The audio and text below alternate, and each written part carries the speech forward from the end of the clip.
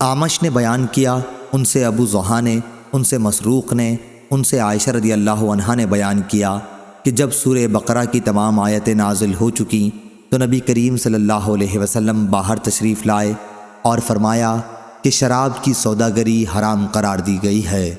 صحیح بخاری حدیث نمبر 2226۔ یحییٰ بن سلیم نے بیان کیا، ان سے اسماعیل بن امیہ نے، ان سے سعید بن ابی سعید نے اور ان سے ابو ہریرہ رضی اللہ عنہ نے کہ رسول اللہ صلی اللہ علیہ وسلم نے فرمایا، اللہ تعالیٰ کا ارشاد ہے کہ 3 طرح کے لوگ ایسے ہوں گے جن کا قیامت کے دن میں مدعی بنوں گا۔ ایک وہ شخص جس نے میرے نام پر عہد کیا اور وہ توڑ دیا، وہ شخص جس نے کسی آزاد انسان کو بیچ کر اس کی قیمت کھائی، اور وہ شخص جس نے کوئی مزدور اجرت پر رکھا، اس سے پوری طرح کام لیا لیکن اس کی مزدوری نہیں دی۔ صحیح بخاری حدیث نمبر 2227۔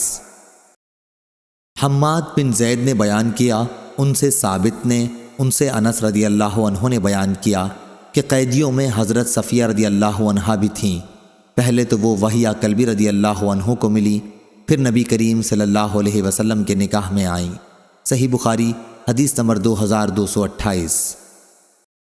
ابن محیریز نے خبر دی اور انہیں ابو سعید خدری رضی اللہ عنہ نے خبر دی کہ وہ نبی کریم صلی اللہ علیہ وسلم کی خدمت میں حاضر تھے۔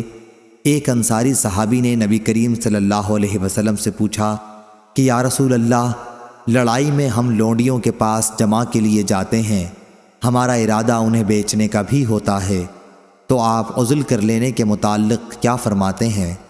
اس پر آپ صلی اللہ علیہ وسلم نے فرمایا، اچھا تم لوگ ایسا کرتے ہو، اگر تم ایسا نہ کرو پھر بھی کوئی حرج نہیں، اس لیے کہ جس روح کی بھی پیدائش اللہ تعالیٰ نے قسمت میں لکھ دی ہے وہ پیدا ہو کر ہی رہے گی۔